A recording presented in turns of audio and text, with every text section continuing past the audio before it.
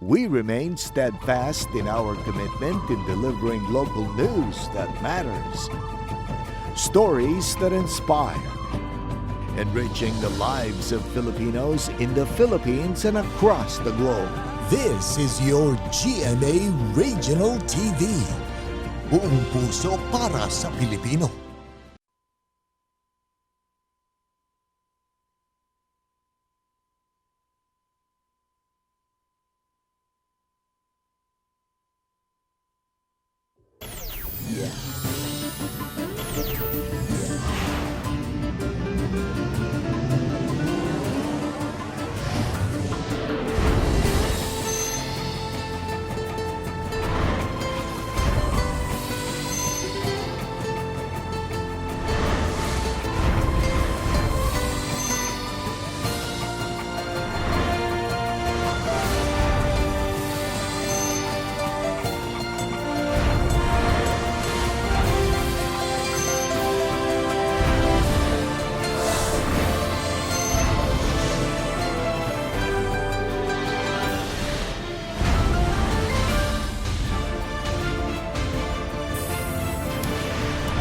Kini ang GMA Regional TV Balitang Bisdak.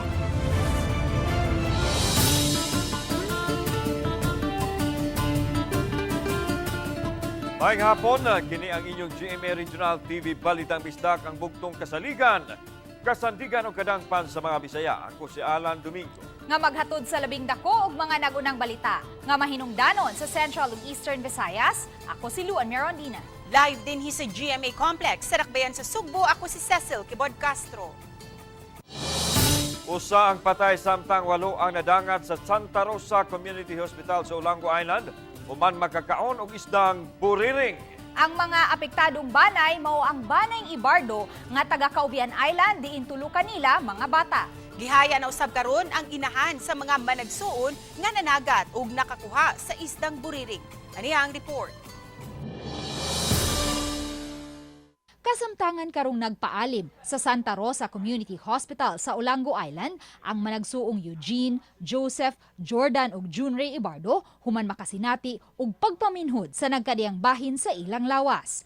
Lakip sa nadangat sa Tambalanan ang duha ka mga anak ni Jordan nga sila si Danji, 5 anyos ug Jose Badi, 4 anyos ug ang 9 anyos nilang ig-agaw nga si Jo Marie, anak ni Joseph. Sunod-sunod silang nadangat sa Tambalanan kagahapon sa hapon ug karong adlaw na uli-ulian na ang kabaskog sa ilang panglawas. Gawas lang kang Joseph nga malipong pa kun mubarog. Siya matud pa ang labing daghang nakaon sa isdang buriring.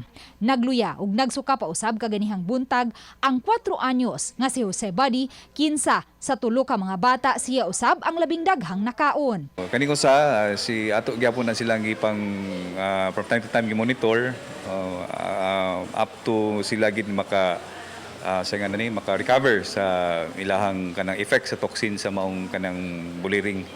Ang isdang buriring kuha sa managsuon sa ilang pagpangisda kagahapon sa alas 6 sa buntag ug samtang anaa pa sila sa bangka, ang ikatulo sa managsuon nga si Jordan ang nagluto niini. Matud niya, makadagang higayon na siyang nakaluto ug nakakaon og isdang buriring ug kanunay gayud niya kining tangtangan sa mga ugat-ugat. Apan kagahapon, lakip sa iyang giluto ang bihod sa buriring. Kasagaran ko na ng mga ugat. Nya ipanguha man to nako. Ya ang gikuan na nila nga na kuan kato gi kunong bihod. Kato pa maguko na higayon nga nakakuha og bihod ni ngato sa pagluto nako. Nakasuway ko kuan ba nga kay nakuha mi atong usak atong dako kayo wa man sa toy bihod. Kana lang ko kay ako ganang normal ra ba. Matod sa ilang kamagwangan nga si Eugene, nahukman nilang binlan og linara nga buriring ang ilang inahan sa pag-uli nila sa balay kagahapon gikan ng isda. Gamay ra nga bahin sa isda ang nakaon sa ilang inahan nga si Romana, apan siya ang nakakaon sa bihod. Nakasinati si Romana og pagpaminhod sa lawas ug nagsuka-suka. Ila pa kining gisakay sa motor bangka paingon sa Santa Rosa Community Hospital sa Olango Island kagahapon sa Udto, apan gideklarar kining dead on arrival. Ani igor man siya nga suka niya. Pag human og suka niya ni yambar man siya nga.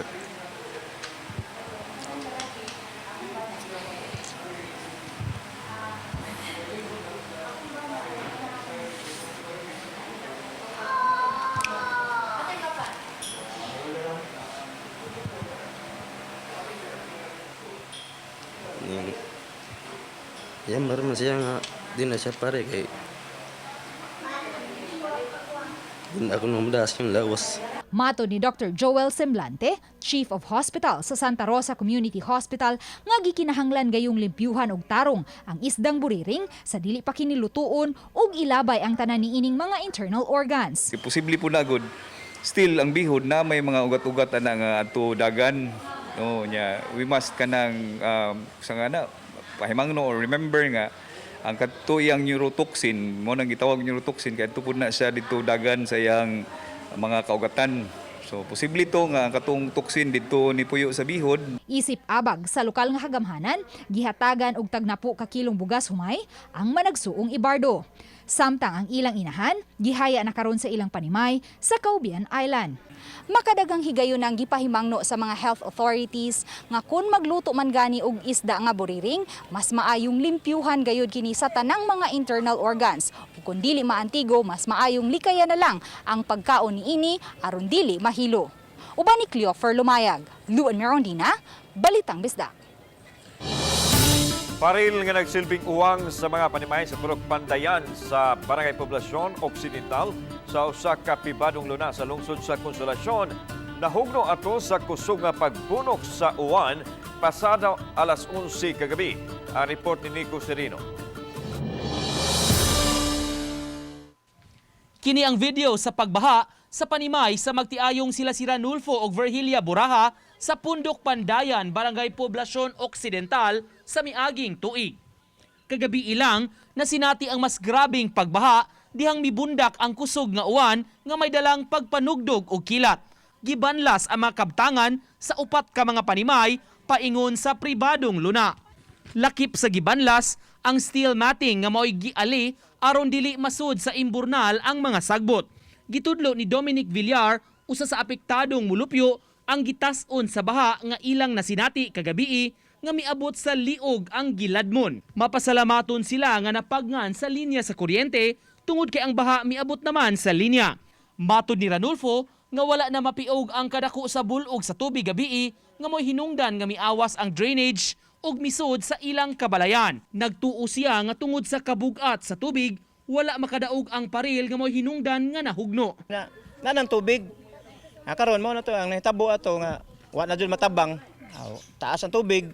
Kami nanaktan na lang po dito sa taas kay di naman matugkad ang ubos.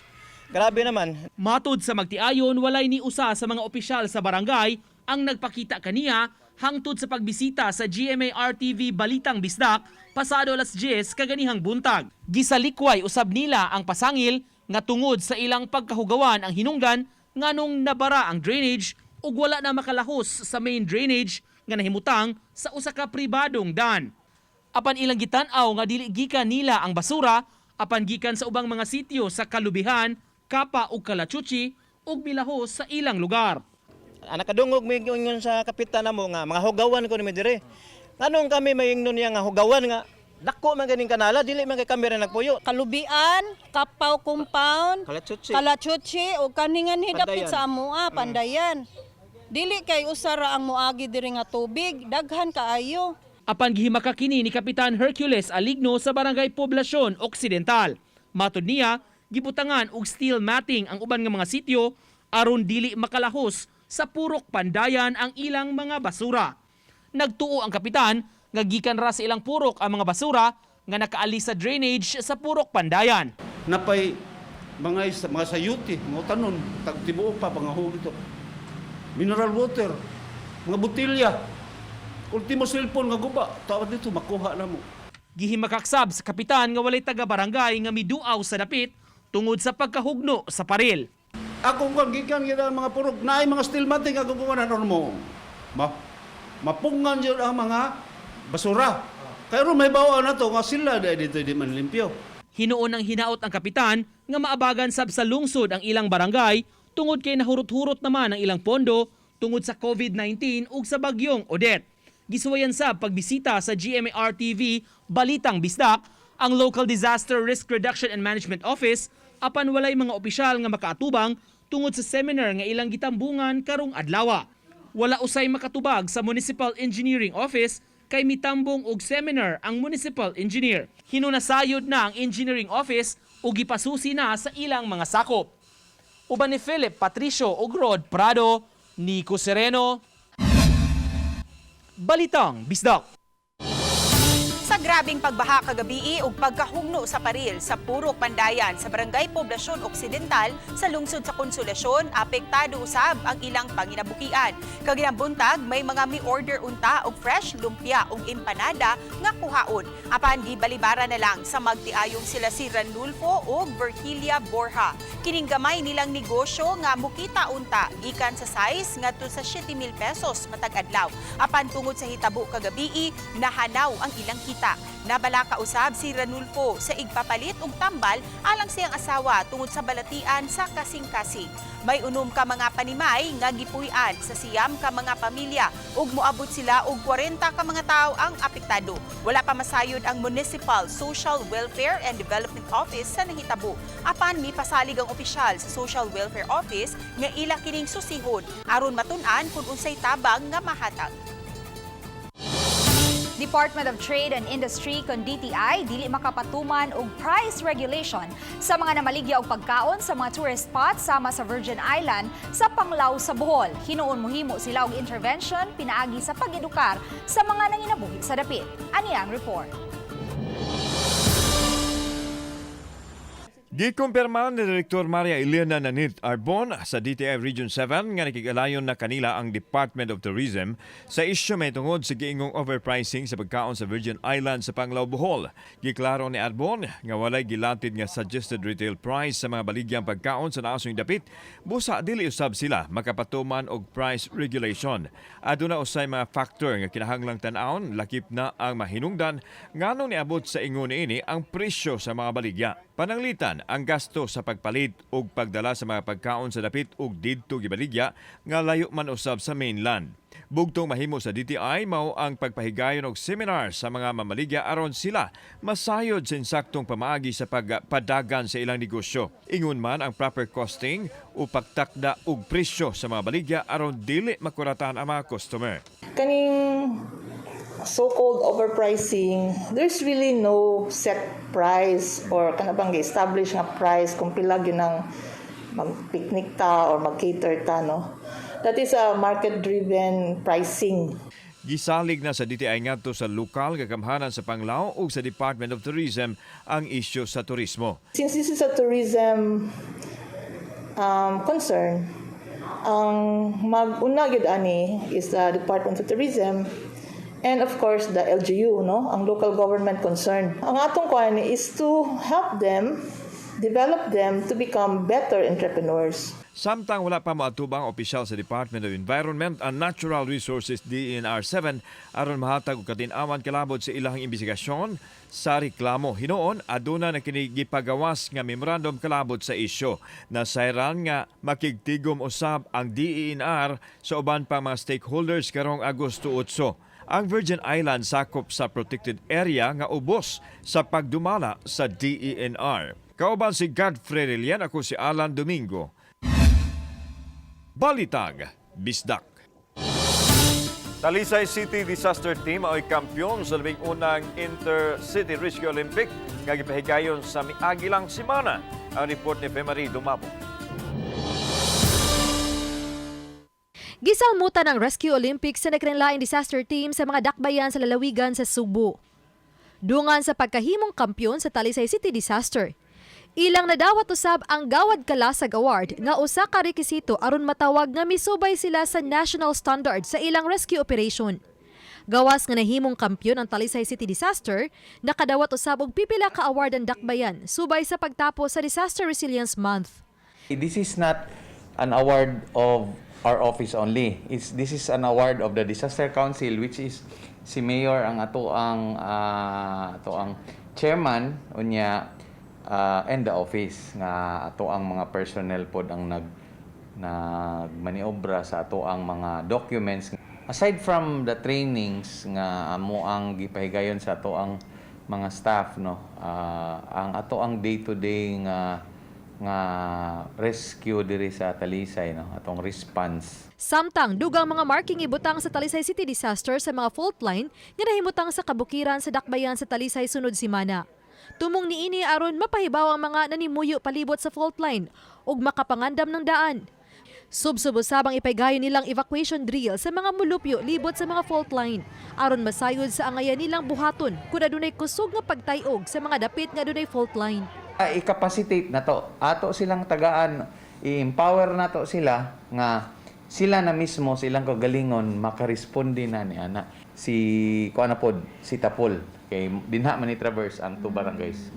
So, nagdili na sila sumpay, nagkuan na siya, nagbaiwas na siya ha. Sa miaging Biyernes, unang gibutangan og marking sang sitio Rambutan diin mitadlas ang fault line gikan sa mga bukirang barangay sa Dakbayan sa Sugbo.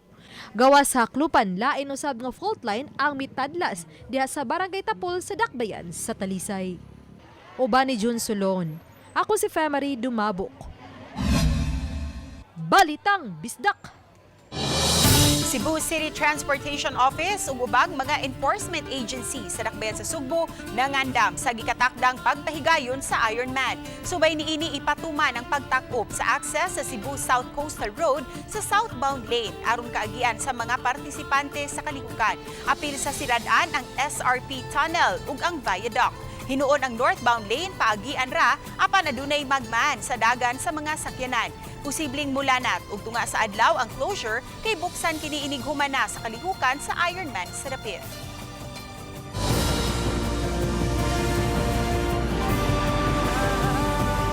Kini ang GMA Regional TV Balitang Bisdak.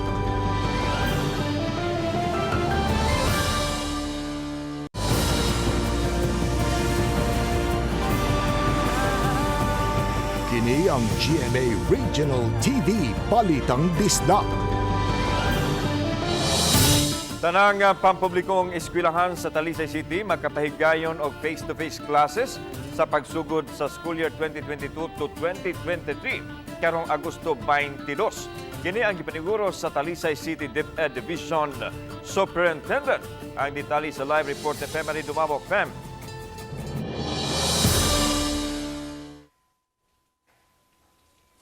Yes, lan ka na ang gipaniguro ni Dr. Evangel Luminarias bisan kun dili pa 100% nga makapagayon og face-to-face classes kon limited lang kayang uban kanila shifting lang una. Usang Biasong Elementary School sa Gitanaw sa City Engineering Office nga posibleng di una makapaygayon og face-to-face classes sa pagbukas sa klase. Kay hangtod karon, padayon pang pagsimento sa flooring aron dinhi ipatindog ang makeshift classrooms. Alang kini sa mga tinunan sa kinder, grade 1, grade 2 ug grade 3 pupils. Pasabot silang Principal Win Ilnas ang yuta nga gitindugan sa ilang karaang school building nga gipanag-iya sa DPWH gamito na sa ahensya. Ug sa yuta din gisugdan na og patukod ang new building alang pa sa grade 4 to 6. Apan bisan pa man iyang gipaniguro nga maka face-to-face classes na sila karong Agosto 22.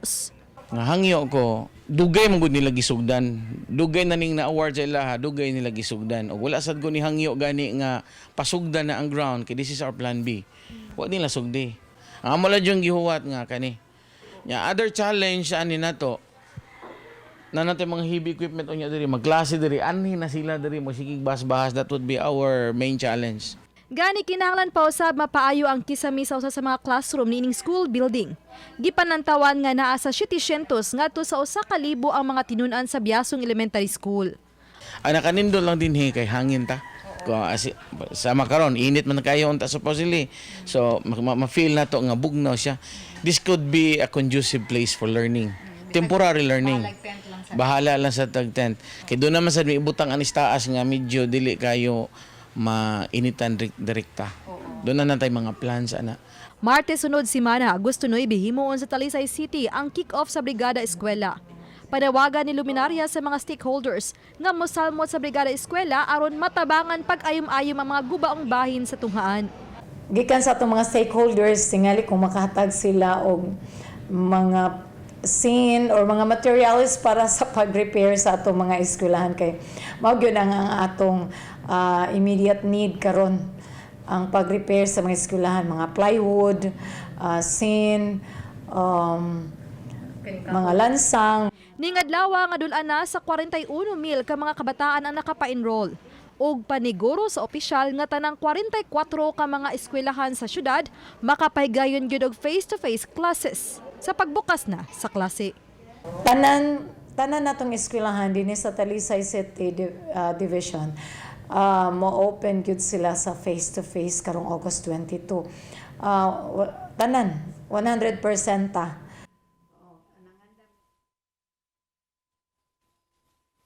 Samtanglan gibanabana sa Talisay City Division nga moabot ngadto sa 70,000 kun kapin sa 70,000 ka mga tinun-an ang magpa-enroll sa mga pampublikong eskwelahan sa Talisay City. Lan? Daghang salamat, Femery Dumabok.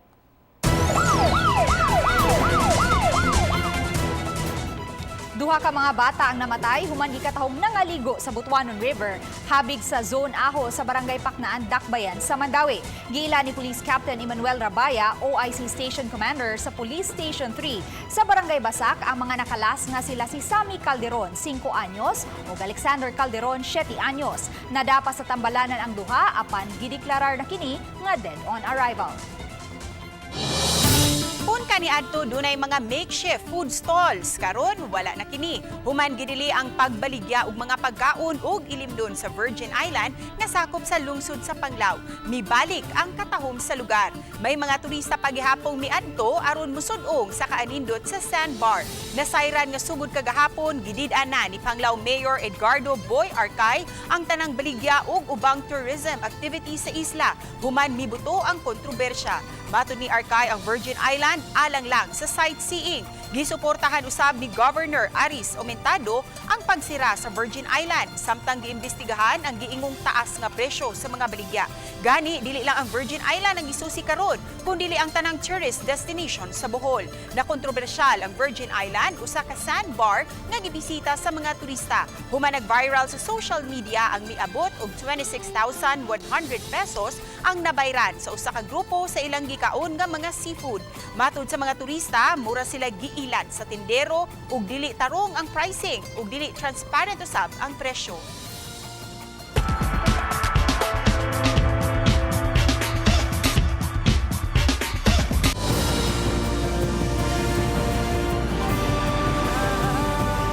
Kini ang GMA Regional TV Balitang Disdak.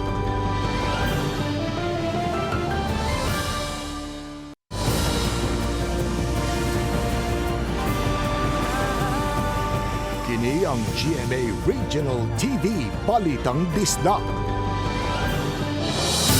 Sa Talisay City, kay lakip ang mga gamit sa pagpanagat na guba human sa pagigo sa Bagyong Odette. Apektado ang panginabuhian sa mga mananagat. Apan kaganina, 30 kanila ang nakadawat og motorized bangka gikan sa usa ka NGO. Ang detalye sa report ni Femery Dumabok. Si Tatay William Playda, 61 anyos, kinsa kapin na sa 30 katuig nga mananagat sa Barangay Poblasyon, Talisay City. Usa sa nag-uulhuman sa Bagyong Odette. Dili lang ang ilang balay ang naguba, kundi lakip ang iyang panginabuhian. Purot, ang nabili lang, uikog na lang. Kay, wala nakapanagat nga. Tagaan mo itong sa kuwan. Nigob.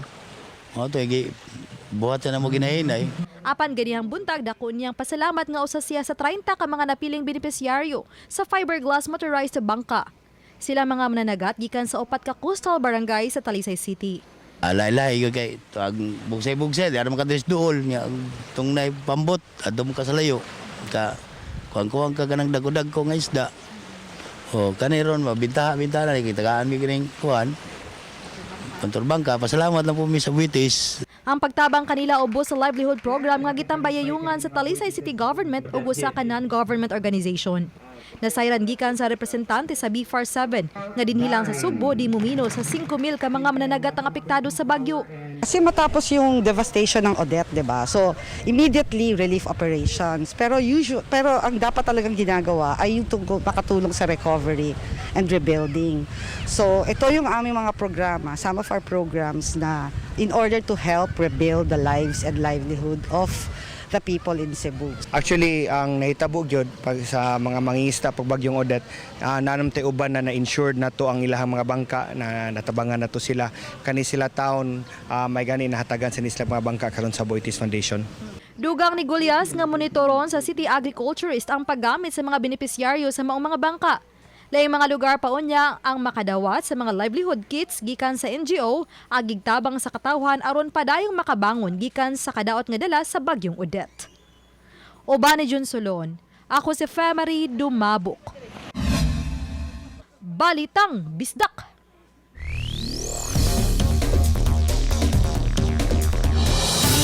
Bisan og wala pa'y suggested retail price kung SRP sa mga school supplies, apan gi-monitor gihapon kini sa Department of Trade and Industry sa Subo. Samtang balik eskwela diskwento caravan himuon sa DTI Cebu Province sa mosunod nga semana.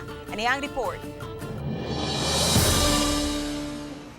Sa usa ka dakong tindahan sa school supplies sa Daan Magallanes, Dakbayan Subo, ubay-ubay ng mga tao ang namalit og mga school supplies. Lakip sa gipalit ang mga nagunang gamiton sa matinunan sa ilang klase nga sugdan karong Agosto 22. Apil sa namalit kining usa ka lula nga gikan pang nanginabuhi og nihapit sa tindahan aron mapalitan ang iyang mga apo sa mga gamit. Para klase naman. Pila ka buong imong apo? Dahan kay ko apo oy. Pila ka buok? 13. Pila may nag-eskwela ng 13? Ay kana sila ng eskwela tanan na ay kinder o na elementary na asay kuan high school. Matod sa supervisor sa tindahan nga wa mosaka ang presyo sa ilang mga baligya kay mao gihapon kini sa wa pa ang pandemic. Adunay mga papel sa elementarya, mga yellow paper, mga pulpen, lapis, karayula, tahal ug tanang mga gamit nga barato ra usab ang presyo. Matod sa tagdumala sa tindahan nga ubay-ubay na ang namalit ug ipanglandawa nila nga mas mudaghan pa kini sa sunod semana. Basing mo saka namin next week. Palit na mo kay mas barato pa karon wala pa mi nag-increase. Samtang sa sidewalk sa Magallanes na maligya og mga school uniforms ang usa ka ginang. Anaa sila'y tanang uniforme sa mga eskwelahan nga ready-made. Affordable raw usab ang presyo depende sa gidak-on sa mga musulob. Masayo sila makapalit, makapili sa klaro, kuan sa sukod tanan kaysa ato na sila mabalit nga dugay nga kuan na kanang mo klase na gyud mas lisod sila sa sukod kay mahurot-hurot na. Gipadayag ni Gladys Oro sa DTI Cebu Province nga wa pa mopagawas ang ilang ahensya og SRP kung suggested retail price sa mga school supplies ug uniforme apan ilang monitoron ang sitwasyon. As of now, wala pa latest kay nga suggested retail price for school supplies. Okay? As per sa kanang gisulti sa amo ang USEC Undersecretary nga they're still thinking of issuing a SRP for school supplies. Although, admittedly, niingon to siya nga naagyoy mga pagtaas po no, because of the present situation. Sa Pikasbahin, gikarakdang mopahigayon usab ug balik eskwela diskwento caravan ang DTI ngadto sa Mantalungon lungsod sa Dalagit diin mapalit ang mga baligya sa mas barato nga presyo. Naatay 16 kabuok nga retailers who will be joining our Diskwento Caravan, and they will be selling dili lang school supplies pero daghani siya no, they will be selling their kitchenwares, plasticwares, medicines, feeds, fertilizers. Kauban si Godfrey Relian, ako si Alan Domingo. Balitag Bisdak. Santa Rosa Community Hospital sa Olango Island sa Dakbayan sa Lapu-Lapu, gikatakdang padak-an sunod tuig aron makaatiman og mas daghang pasyente. Ang 25-bed capacity hospital usa sa labing nagusbat sa bagyong Odette. Sa pagkakaroon hingpit nang naayom-ayom ang emergency room niini. Samtang naato pa na usab ang outpatient department nga bag-uhay lang untang nahuman og renovate dihang miigo ang bagyong Odette. Naato pa na usab ang B-Monk building diin mahimutang ang labor room, delivery room, postpartum room ug ang nursery. Kasikbit raw usab niini ang buhatan sa Chief of Hospital. Apan wa pa kini mapaayom-ayom kay gihuwat pa ang 15 milyones pesos nga renovation and expansion budget gikan sa Department of Health nga gikatakdang ma-release sunod tuig. Busa ang budget nga gitagana sa lokal nga kagamhanan sa Dakbayan sa Lapu-Lapu alang sa pagpaayom-ayom sa Tambalanan, gamiton aron maandam ang building nga mabuhatan ug ikaduhang andana. Hayan, mamahimo na unyang 50-bed capacity ang Santa Rosa Community Hospital kung hingpit nang mahuman ang pagtrabaho niini. Atong gi-considerar na lang ang repair na to is kanang for the preparation nga mahimong second floor ang hospital in which nga level 1 na to na siya niya. Ang DOH na mo kanang tiwas sa second floor o other mga amenities ana. Bago na ang City Director sa Mandaue City Police Office, milingkod si Police Colonel Jeffrey Caballes, kanhi hepe sa Regional Operations Division sa Police, Regional Office 7 sugod kagapong adlaw, human itudlo nga officer in charge sa MCPO. Si Caballes mao'y mihulip kang Police Colonel Roland Bulalakaw nga natudlo pagka City Director sa MCPO ni atong Hunyo 15 sa miaging tuig. Ipasalig ni Caballes nga ipadayon ang pagpatuman sa mga programa alang sa kayuhan sa mga Mandauihanon.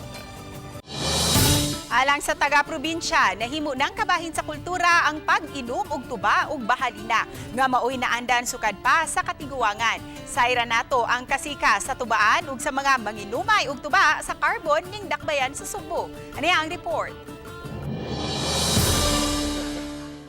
Sa gamayng luna, dapin sa kasada sa Carbon, ani ay namaligya og bahalina. Gikan pa sa lungsod sa Argao ang ilang gitindang ilimnon. Tag 200 pesos ang galon apan mahimo usab kining binasohon depende sa gidakon sa baso. Ang bahalina lahi kuno sa tuba kay mas isog kini og igo ug ginahanglan pang sambugan og soft drinks. Okay ra maka-income gyud pag ginagmay makakaon sa sakat lang katulo. Pero sa mga utang na mo din na mi kabayad. Samtang sa suog nga bahin ang mga suking manginumay, tagay-tagay dayon yerok sa tanlas nga bahalina. Nahimo ng kabahin sa ilang kinabuhi ang bahalina kay kini ang napanunod sa ilang katigulangan sa probinsya ug mao na usab kini ang ilang naandan. Ato din patyo ng mga kultura. Ang bahalina maayo nga naman sigon sa panahon Duterte sa DOST makaayo makatabang di ka madalig takdan sa COVID. Ang mga suki dinhi average income lang atos pinakapobre. Apan karon, daway kasiguruhan kun mahatagan ba og kahigayunan nga makapadayon og pagpamaligya tungod sa paglambo sa carbon market.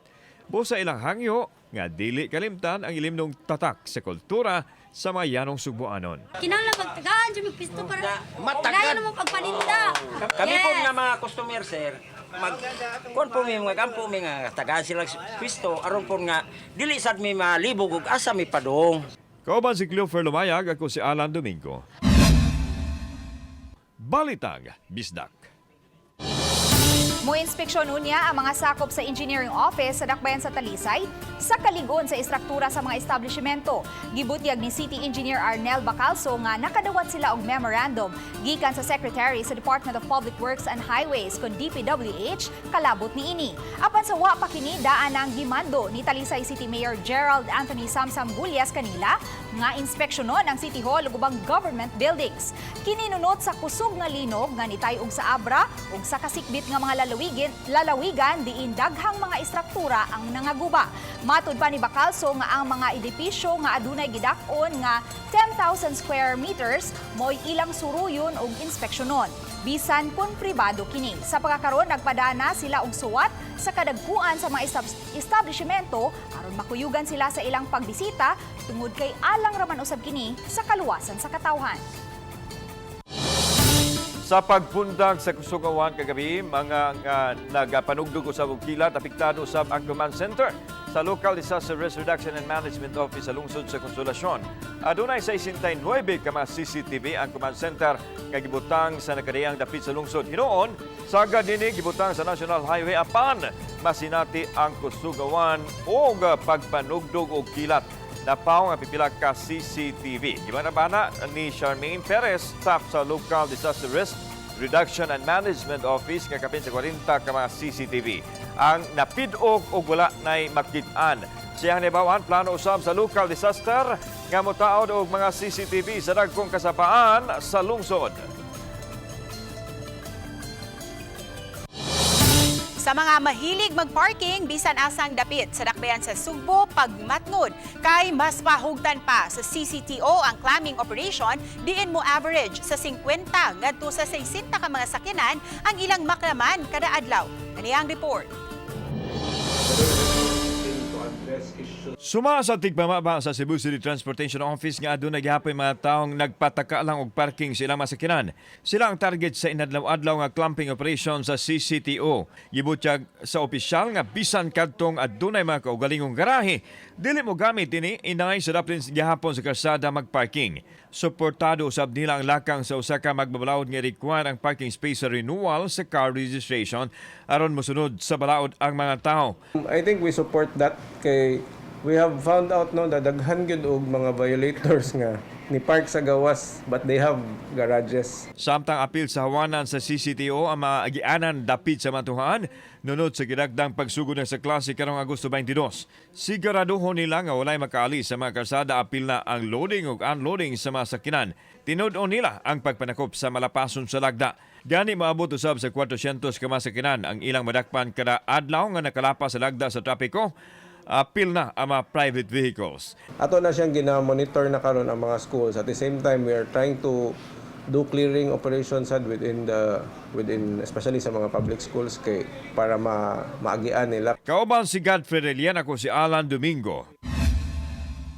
Balitang Bisdak. Kitong latest update bahin sa kahimtang sa atong panahon karong adlang Huwebes, Agosto 4, 2022. Kaganina alas 2 sa kadlawon aduna tayo nakita nga himporma nga low pressure area o LPA sulod sa tong Philippine Area of Responsibility. As of 3 a.m. ang sentro nining LPA anaa nahimutang 180 kilometers silangan sa Giwan, Eastern Samar, coordinates 11.2 degrees north, 127.4 degrees east. Nagabiling ubos ang higayon nining LPA na mo-develop ngadto sa kabagyo sa mosunod na 24 oras. Apat magdala gyapon ginig mga pag-uwan sa dakong bahin sa Kabisayaan o pipilang lugar sa Southern Luzon ug Mindanao. Sa laing bahin aduna tay ginamonitor na bagyo gawa sa tuang PAR. Kaganina alas 3 sa kadlawon kining usa ka tropical depression anaa nahimutang 665 kilometers kasadpan sa Itbayat, Batanes. Gayro gini karon pakasadpan kasadpan sa gipaspason na 15 kilometers per hour palayo sa atong nasod. Wala kini direktang epekto sa bisan asang bahin sa atong nasod, pero iyang napa-enhance o napakusog ning atong habagat o southwest monsoon, diin mo'y nag-apekto karon sa dakong bahin sa Pilipinas. Ug mao na ang atong latest weather update. Para sa dugang impormasyon, bisita atong official website. Ug diri lang takutob gikan diri sa buhatan sa DOST Pag-asa Mactan kini si Mark Gales. Daghang salamat ug mag-amping taang tanan. Mandawi City Mayor Jonas Cortez nag-negatibo sa COVID-19 test. Kini ang ipahibaw sa iyang Executive Secretary Attorney John Edo Ibanez. Nagpa-test si Cortez human pabalita ang pagka-positibo sa laing City Chief Executive sa COVID. Kinumduman sa miaging Lunes, nagkaoban pa si Cortez uban sa laing mga local officials sa opening sa founding anniversary celebration sa Kapitolyo. Duha ka adlaw sa dili pa ang dakong triathlon event nga hipaygayon sa Lapu-Lapu City, padayon ang pagtrabaho sa mga drainage project ug road repairs sa nagkadaiyang bahin sa Dakbayan. Nag-final meeting uban ang organizer sa triathlon, mga government agencies ug ang mga opisyal sa Dakbayan sa Lapu-Lapu ug lungsod sa Cordova. Gipasalig sa taga DPWH 6 Engineering District nga ilagayong humanon ang mga drainage project sa mga barangay nga maagian sa bike course sa dili pa magsugod ang triathlon karong weekend. Karon lang hapon gisusi ni Mayor Junar Dahongchan ang ruta sa bike course habig sa May Mactan paingon sa Marigondon nga gikatahong gipasalig sa taga DPWH 6 Engineering District nga mahuman karong adlaw. Sa nagpadayon nga istorya sa kinabuhi ni Lolong, adunay pagduda si Lolong sa nahitabo ni Karina nga padayong gipaantos. Ug mabutyag na bagayod kaha ang gihimo sa mga banson ngadto kang Karina. Ang mas nagkainit ug mas nagkakulbahinam nga mga eksena sa Lolong karong gabi, dili gyud angay si Piaton sa GMA Talibabad. Sa pikas bahin adunay konfrontasyon silang Tristan ug Ben gumikan sa cellphone ni Colleen. Moabot si Alfie ug Lorraine ug nabadlong ang hapit na gyud nga panag-away sa duha. Mapuno sa mga konfrontasyon ang Love You Stranger karong gabi. Busa dili gayud angay nga palabyon. Daghang salamat sa mga kapuso nato apil na nga naa sa gawa sa nasod nga nakisayod sa mga dagko ug mga nagunang balita sa rehiyon. Ako si Luan Merondina. Ugikan dinhi sa Central ug Eastern Visayas. Ako si Cecil Kibod Castro. Ang inyong balita, ang among balita kay matag lokal nga balita mahinungdanon kini ang inyong GMA Regional TV Balita Misdag. Buong puso para sa Pilipino. Ako si Alan Domingo, may hapon mga kapuso.